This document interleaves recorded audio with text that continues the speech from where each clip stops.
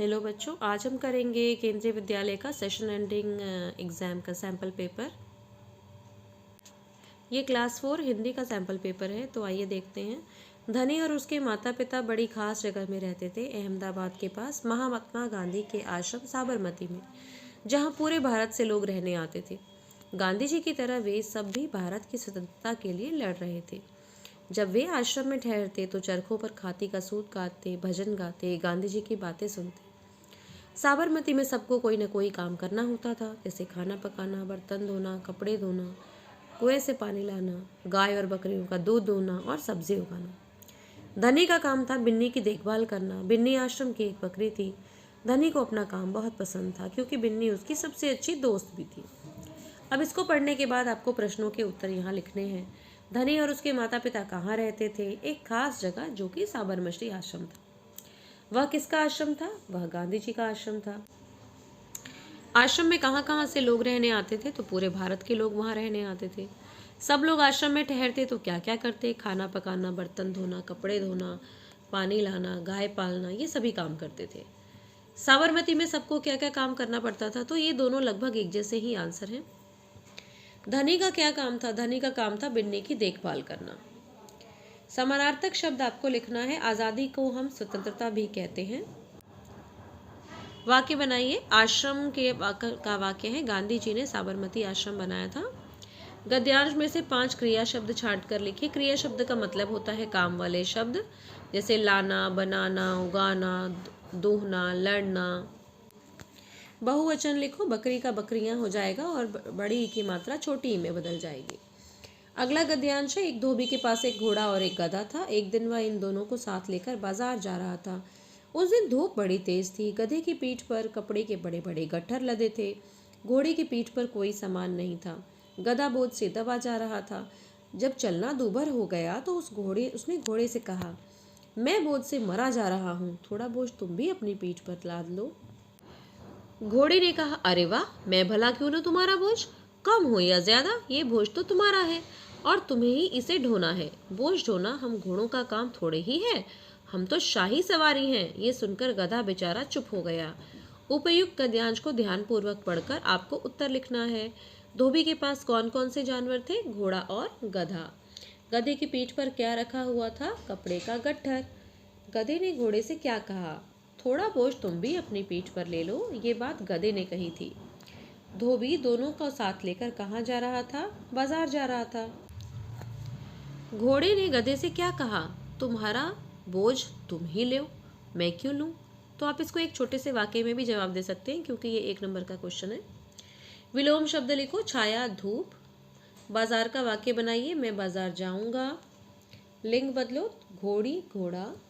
गद्यांश का उचित शीर्षक घोड़ा और गधा। गद्यांश में से 2 सर्वनाम शब्द आपको लिखने हैं, मैं, तुम्हारा। चूहा क्या देखकर खुश हो जाता है? भोजन देखकर, जैसे काजू बादाम चूहे को काफी पसंद होता है। गांधी जी यात्रा पर कहाँ जा रहे थे? दांडी। टिंकू और चुन्नू ने क्या बनाया था? दाल बनाई थी। पढ़क्कू की सूझ कविता के कवि का नाम? रामधारी सिंह दिनकर। भीखू भाई 1 रुपए का नारियल लेने कहाँ गए थे? बाग में। भीखू भाई 1 रुपए का नारियल लेने कहाँ गए थे? मंडी गए थे। गांधी जी नमक क्यों बनाने वाले थे? नमक हमारे देश में बनता था, फिर भी नमक पर कर देना पड़ता था, इसलिए गांधी जी नमक बनाने वाले थे। पंक्तियां पूरी करो। घंटी टन टन खूब बजेगी, तुम न पास आओगे, मगर बूंद भर तेल सांझ तक भी क्या तुम पाओगे। सुनीता को दुकानदार का व्यवहार क्यों बुरा लगा? सुनीता अपना सारा काम खुद करती थी। वह थैली पकड़ सकती थी, पर दुकानदार ने थैली उसकी गोद में रख दी, इसीलिए उसे बुरा लगा। हुदहुदों का वंश समाप्त होने के करीब क्यों पहुंच गया था? लोग तीर मार मार कर सोना इकट्ठा करने लगे, क्योंकि उनकी कलगी सोने की थी, इसलिए हुदहुदों का वंश समाप्त होने के करीब आ गया। मंडी के दृश्य का वर्णन करो। मंडी में चारों तरफ साग सब्जी मिलती है, सभी जोर जोर से आवाज़ें लगाते हैं, खूब चहल पहल होती है और मंडी में नॉर्मल बाजार से सस्ता सामान मिलता है। समानार्थक शब्द लिखो। पोथी यानी किताब। निम्नलिखित वाक्य में से विशेषण शब्द छांटिए, मोटी और सूखी। विलोम शब्द स्वतंत्रता, परतंत्रता। वाक्यांश के लिए एक शब्द। जहाँ खाना बनाया जाता है उसे रसोई घर कहते हैं। दीपक और राहुल तो जा चुके हैं, आएगा क्योंकि ये 2 लोग हैं। मुहावरे का वाक्य प्रयोग करो। दिन रात एक करना, बहुत मेहनत करना। मोहन ने परीक्षा के लिए दिन रात एक कर दिया। निम्न शब्द के दो पर्यायवाची शब्द बताइए। माँ को हम माता और जननी दोनों कहते हैं। न्य से आपको शब्द बनाना है कन्या, अन्य। निम्न शब्द से भिन्न अर्थ देने वाले दो वाक्य बनाइए। सोना यानी नींद से सोना और गहना बनाने वाला सोना। तो इसका वाक्य आप बना लेंगे। तो पहला वाक्य है आज मुझे जल्दी सोना है और दूसरा वाक्य है माँ के पास सोने की चूड़ी है। शब्दों को जोड़कर नया शब्द बनाइए। नारियल प्लस वाला, नारियल वाला। 36 को हिंदी में 36 कहते हैं। रेखांकित शब्द संज्ञा शब्द के लिए उचित सर्वनाम का प्रयोग कीजिए। मोहन मोहन की माँ के साथ मंदिर गया, यानी मोहन अपनी माँ के साथ मंदिर गया, तो अपना जो है यहाँ पर सर्वनाम है। माँ अचार की बोतल पकड़ाना, किसने कहा? सुनीता ने कहा। किससे कहा? माँ से कहा। बहुवचन लिखो, मिठाई, मिठाइयाँ। वाक्य में से क्रिया विशेषण को छांटो। तो जल्दी जल्दी भागने की जो क्रिया है, जल्दी जल्दी, बच्चा डरकर जल्दी जल्दी भागने लगा, तो यही आपका क्रिया विशेषण है। ये क्रिएटिव राइटिंग है, सृजनात्मक लेखन है। तो सुनीता के बारे में पढ़कर आपके मन में क्या विचार आए, ऐसी चिट्ठी आपको लिखकर सुनीता को बताना है।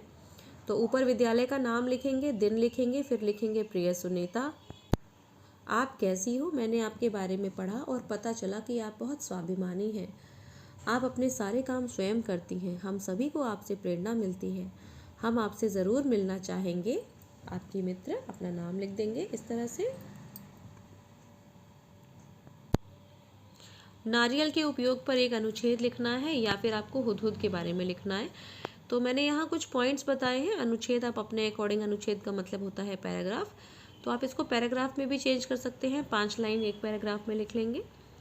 हुदहुद एक सुंदर पक्षी है। इसका सारा शरीर रंग बिरंगा होता है। इसके पंख काले जिन पर सफ़ेद धारियाँ होती हैं। चोटी बादामी रंग की होती है। यह शांत स्वभाव का होता है। एक बार में यह 6 से 7 अंडे देता है। यह कम ऊंचाई पर उड़ता है। इसकी आवाज़ सुरीली होती है। यह किसानों का मित्र होता है। इसे हुपहू, पदुबया या नहरनी भी कहते हैं। नेक्स्ट क्वेश्चन में जैसे कि नीचे दिए गए चित्र को देखकर एक अनुच्छेद लिखो।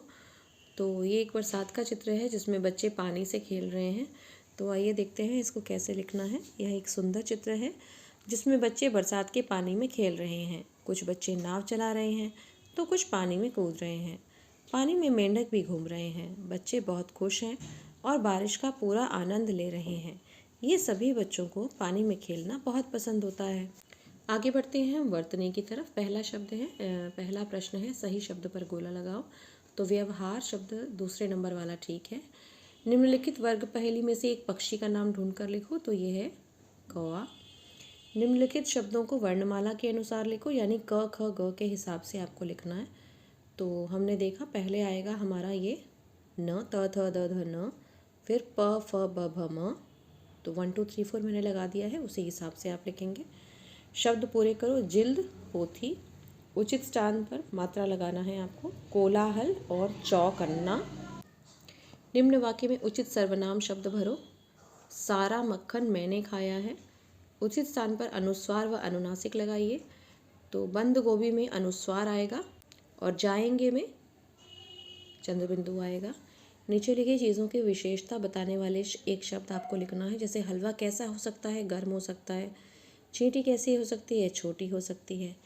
निम्न शब्दों के अर्थ अक्षर जाल में ढूंढो। गजब यानी कमाल, छल यानी कि धोखा।